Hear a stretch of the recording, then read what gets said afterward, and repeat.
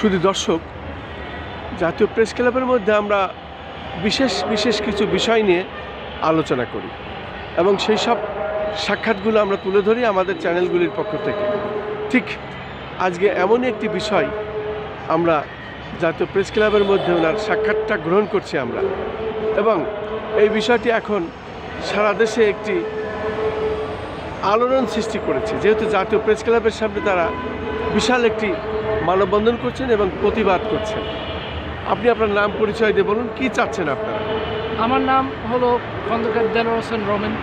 আমার বাবা মরহুম খন্দকার আব্দুল হামিদ ডাবলু, উনি নির্বাহী কমিটির সদস্য ছিল, এবং আমার দাদা বিএনপি প্রয়াত মহাসচিব খন্দকার দেলোয়ার হোসেন, উনি একজন ত্যাগী একজন মানুষ। উনি বিএনপিকে ধরে রেখেছেন অনেকজনের। বিএনপির তো মহাসচিব একসময় ছিলেন, মারা গেছেন বেশ কিছুদিন হলো। এখন তার যারা উত্তরসূরি তাদের হয়ে আপনারা কাজ করছেন, বলুন। 2018 সালে আমার বাবা খন্দকার আব্দুল হামিদ ডাবলু, উনি নমিনেশনটা পেয়েছিল।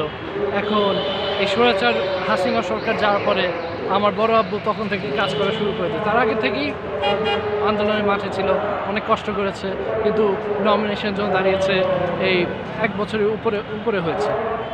প্রথম থেকেই আমার বড় আব্বু একটা জিনিসই বলছে, আমার বড় আব্বু ডক্টর খন্দকার আকবর হোসেন বাবলু, যে উনি সাধারণ জনগণের জন্য কাজ করতে চান। এই ভালোবাসা দেখে আমি বাংলাদেশে রয়ে গেছি। আমি একজন আমেরিকার একজন কমিশনার, আমি সবসময় সাধারণ জনগণের জন্যই কাজ করে এসেছি। আমার বড় আব্বুকে যখন দেখেছি যে ওনার মানুষের প্রতি এত টান, এত ভালোবাসা, মানুষের ওনার প্রতি এত টান, এত ভালোবাসা, এর জন্য আমি বাংলাদেশে রয়ে গেছি। আমাদের দাবি একটাই, আমরা সঠিক মানুষদের যে আসন থেকেই হোক না কেন, যেই মানুষ হোক না কেন, সঠিক মানুষকে আমরা সংসদে বসাতে চাই।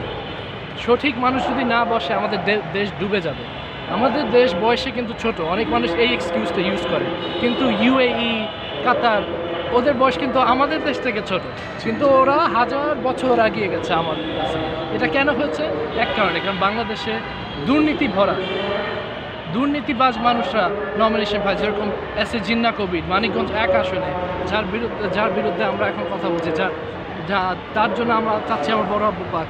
সেই গরিব মানুষের পেটে লাথি মেরে খায়, তার লোকজনরা যারা ওনার সাথে আছে তারা রিক্সাওয়ালার কাছ থেকে পর্যন্ত চাঁদাবাজি করে। এটা তো আমরা সহ্য করব না, আমি এটা সহ্য করব না। আমি এমন একজন ব্যক্তি যে আমার পরিবারে যদি মানুষকে কষ্ট দেয় আমি তার বিরুদ্ধে কথা বলবো। সে আমার নিজের পরিবার হোক, সে অন্য কেউ হোক, আই ডোন্ট কেয়ার।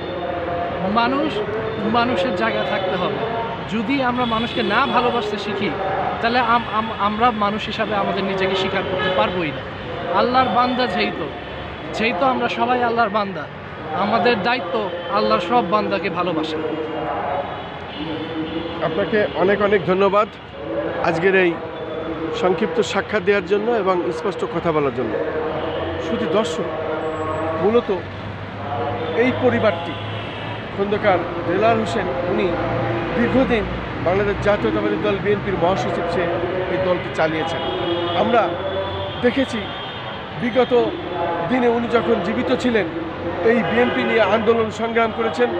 এই জাতীয় প্রেস ক্লাবের সামনে এসে উনি বসে থেকেছেন, আন্দোলন সংগ্রামের কথা বলেছেন। সেই পরিবারের যারা এখন নতুন জেনারেশন, তার হাত দিয়ে তৈরি যারা, সেই আদর্শে তৈরি যারা, তারাই কিন্তু আজকে আবার জাতীয় প্রেস ক্লাবের সামনে এসে তারা দুর্নীতির বিরুদ্ধে কথা বলছেন, সৎ লোকের পক্ষে কথা বলছেন, শহীদ প্রেসিডেন্ট জিয়াউর রহমানের আদর্শের কথা বলছেন। মূলত এটাই হলো বাংলাদেশ জাতীয়তাবাদী দল বিএনপির মূল আদর্শ ছিল শহীদ রাষ্ট্রপতির। যারা দুর্নীতি করবে, যারা চুরি ডাকাতি সন্ত্রাসী করবে, তারা বিএনপির মধ্যে থাকবে না। এই দেশ তাদের, যারা এদেশকে ভালোবাসে, এদেশের মানুষকে ভালোবাসে, এদেশের কল্যাণে যারা কাজ করে, ঠিক তেমনই একজন ব্যক্তি আমরা সংক্ষিপ্ত সাক্ষাৎ জাতীয় প্রেস ক্লাবের সামনে নিলাম। এবং আগামী বাংলাদেশ আমরা পরিচ্ছন্ন দেখতে চাই, ভালো দেখতে চাই, সুন্দর দেখতে চাই। শহীদ প্রেসিডেন্ট জিয়াউর রহমানের হাতে গড়া সেই বাংলাদেশ আমরা দেখতে চাই।